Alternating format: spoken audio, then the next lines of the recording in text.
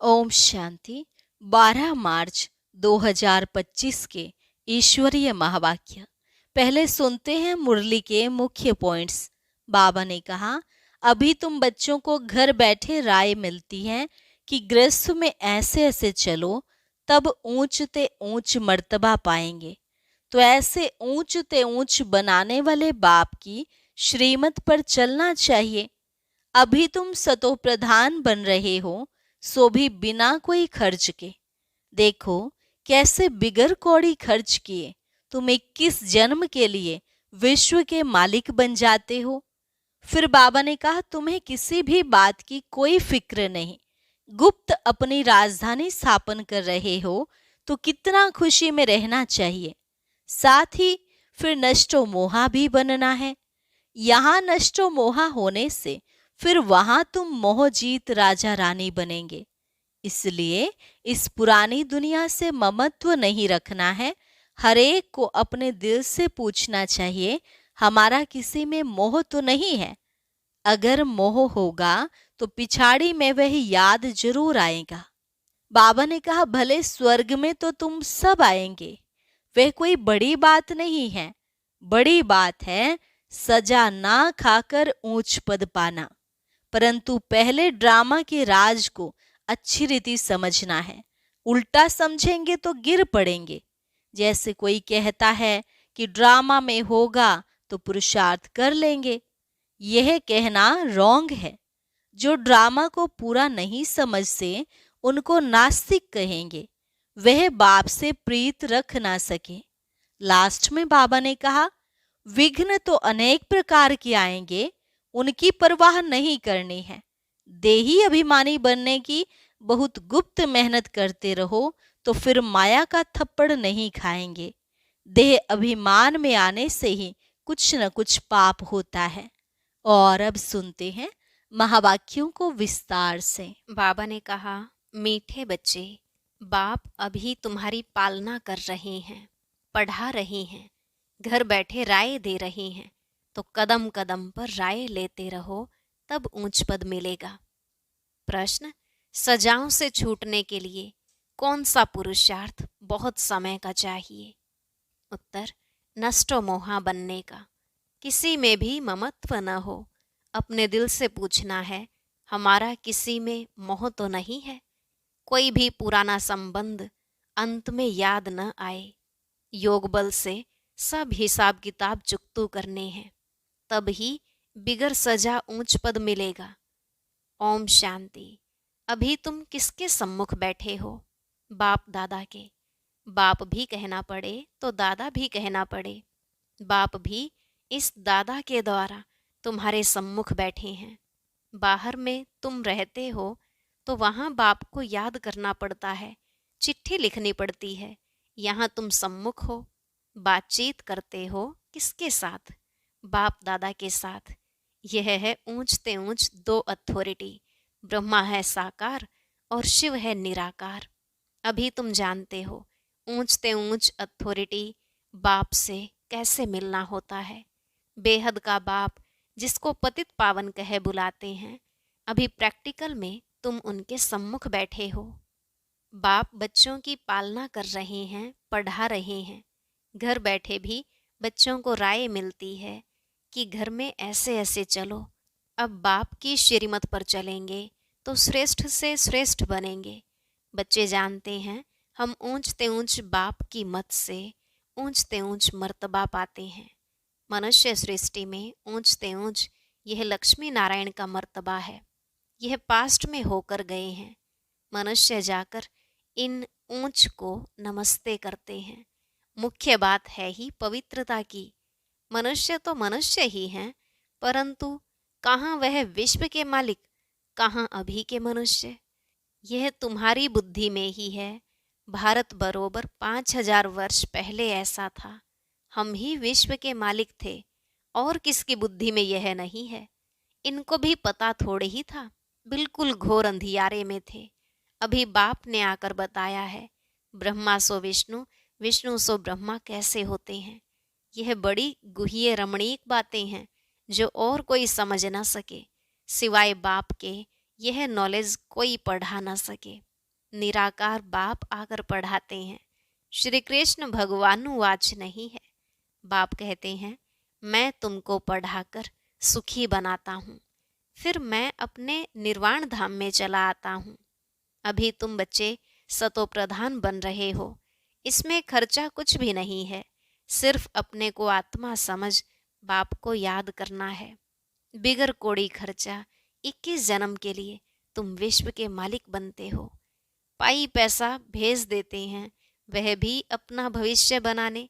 कल्प पहले जिसने जितना खजाने में डाला है, उतना ही अब डालेंगे, न जास्ती न कम डाल सकते हैं। यह बुद्धि में ज्ञान है, इसलिए फिक्र की कोई बात नहीं रहती। बिगर कोई फिक्र के हम अपनी गुप्त राजधानी स्थापन कर रहे हैं। यह बुद्धि में सिमरण करना है। तुम बच्चों को बहुत खुशी में रहना चाहिए और फिर नष्टो मोहा भी बनना है। यहाँ नष्टो मोहा होने से फिर तुम वहाँ मोहजीत राजा रानी बनेंगे। तुम जानते हो, यह पुरानी दुनिया तो अब खत्म होनी है, अब वापिस जाना है। फिर इसमें ममत्व क्यों रखें? कोई बीमार होता है, डॉक्टर कह देते हैं केस होपलेस है, तो फिर उनसे ममत्व निकल जाता है। समझते हैं आत्मा एक शरीर छोड़ जाए दूसरा लेती है। आत्मा तो अविनाशी है ना। आत्मा चली गई, शरीर खत्म हो गया, फिर उनको याद करने से फायदा क्या? अभी बाप कहते हैं, तुम नष्टो मोहा बनो।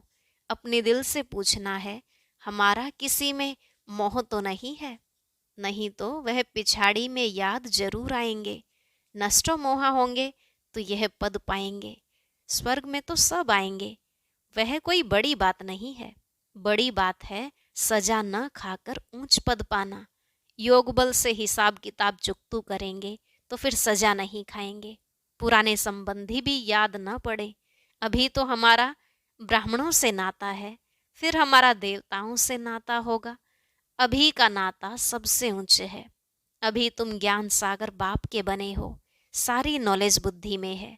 आगे थोड़े ही यह जानते थे कि सृष्टि चक्र कैसे फिरता है। अभी बाप ने समझाया है। बाप से वर्षा मिलता है, तब तो बाप के साथ लव है ना।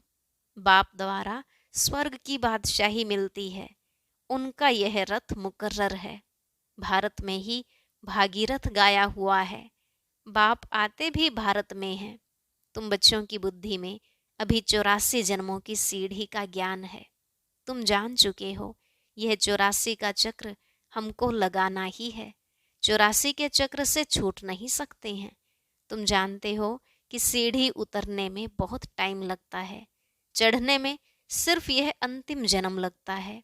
इसलिए कहा जाता है, तुम त्रिलोकी नाथ त्रिकालदर्शी बनते हो। पहले तुमको यह पता था क्या कि हम त्रिलोकी नाथ बनने वाले हैं? अभी बाप मिला है, शिक्षा दे रहे हैं, तब तुम समझते हो। बाप के पास कोई आते हैं, बाबा पूछते हैं, आगे इस ड्रेस में, इसी मकान में कभी मिले हो? कहते हैं, हाँ बाबा, कल्प कल्प मिलते हैं। तो समझा जाता है ब्रह्मा कुमारी ने ठीक समझाया है। अभी तुम बच्चे स्वर्ग के झाड़ सामने देख रहे हो, नजदीक हो ना। मनुष्य बाप के लिए कहते हैं नाम रूप से न्यारा है, तो फिर बच्चे कहाँ से आएंगे? वह भी नाम रूप से न्यारे हो जाएं। अक्षर जो कहते हैं बिल्कुल रॉन्ग।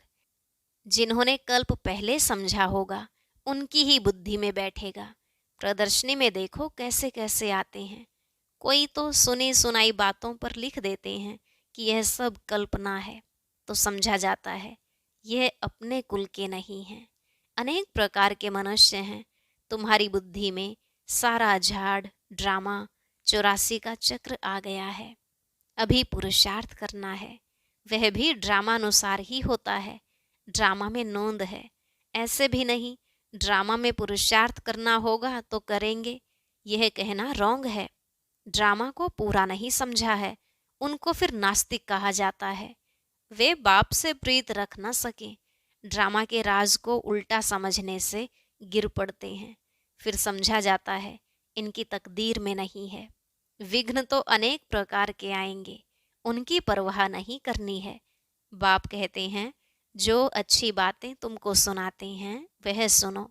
बाप को याद करने से खुश बहुत रहेंगे। बुद्धि में है अब 84 का चक्र पूरा होता है, अब जाना है अपने घर। ऐसे ऐसे अपने साथ बातें करनी है। तुम पतित तो जा नहीं सकते हो, पहले जरूर साजन चाहिए, पीछे बारात। गाया हुआ भी है भोलानाथ की बारात। सबको नंबरवार जाना तो है, इतना आत्माओं का झुंड कैसे नंबरवार जाता होगा। मनुष्य पृथ्वी पर कितनी जगह लेते हैं, कितना फर्नीचर जागीर आदि चाहिए। आत्मा तो है बिंदी, आत्मा को क्या चाहिए, कुछ भी नहीं। आत्मा कितनी छोटी जगह लेती है। इस साकारी झाड़ और निराकारी झाड़ में कितना फर्क है। वह है बिंदियों का झाड़। यह सब बातें बाप बुद्धि में बिठाते हैं। तुम्हारे सिवाय यह बातें दुनिया में और कोई सुन न सके। बाप अभी अपने घर और राजधानी की याद दिलाते हैं। तुम बच्चे रचयिता को जानने से सृष्टि चक्र के आदि मध्य अंत को जानते हो। तुम त्रिकालदर्शी आस्तिक हो गए। दुनिया भर में कोई आस्तिक नहीं। वह है हद की पढ़ाई, यह है बेहद की पढ़ाई। वह अनेक टीचर्स पढ़ाने वाले, यह एक टीचर पढ़ाने वाला, जो फिर वंडरफुल है। यह बाप भी है, टीचर भी है, तो गुरु भी है। यह टीचर तो सारे वर्ल्ड का है, परंतु सबको तो पढ़ना नहीं है। बाप को सभी जान जाएं तो बहुत भागें बाप दादा को देखने लिए। ग्रेट ग्रेट ग्रैंडफादर एडम में बाप आया है तो एकदम भाग आए। बाप की प्रत्यक्षता तब होती है जब लड़ाई शुरू होती है, फिर कोई आ भी नहीं सकते हैं। तुम जानते हो यह अनेक धर्मों का विनाश भी होना है। पहले पहले एक भारत ही था और कोई खंड नहीं था। अभी तुम्हारी बुद्धि में भक्ति मार्ग की भी बातें हैं। बुद्धि से कोई भूल थोड़े ही जाता है, परंतु याद रहते हुए भी यह ज्ञान है। भक्ति का पार्ट पूरा हुआ, अब तो हमको वापस जाना है। इस दुनिया में रहना नहीं है। घर जाने लिए तो खुशी होनी चाहिए ना। तुम बच्चों को समझाया है, तुम्हारी अब वानप्रस्थ अवस्था है। तुम 2 पैसे इस राजधानी स्थापन करने में लगाते हो, वह भी जो करते हो हूबहू कल्प पहले मिसल। तुम भी हूबहू कल्प पहले वाले हो। तुम कहते हो बाबा आप भी कल्प पहले वाले हो। हम कल्प कल्प बाबा से पढ़ते हैं, श्रीमत पर चल श्रेष्ठ बनना है। यह बातें और कोई की बुद्धि में नहीं होंगी। तुमको यह खुशी है कि हम अपनी राजधानी स्थापन कर रहे हैं श्रीमत पर। बाप सिर्फ कहते हैं पवित्र बनो। तुम पवित्र बनेंगे तो सारी दुनिया पवित्र बनेगी। सब वापिस चले जाएंगे।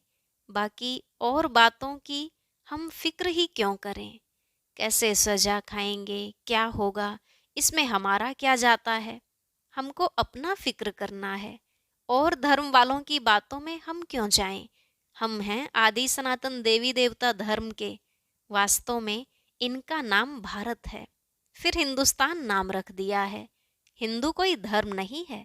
हम लिखते हैं कि हम देवता धर्म के हैं, तो भी वह हिंदू लिख देते हैं, क्योंकि जानते ही नहीं कि देवी देवता धर्म कब था। कोई भी समझते नहीं है। अभी इतने बीके हैं। यह तो फैमिली हो गई ना, घर हो गया ना।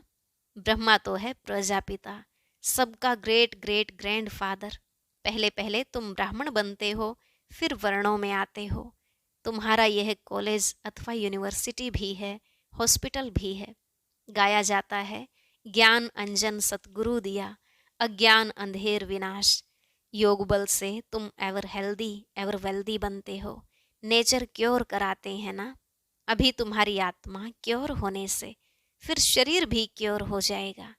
यह है स्पिरिचुअल नेचर क्योर।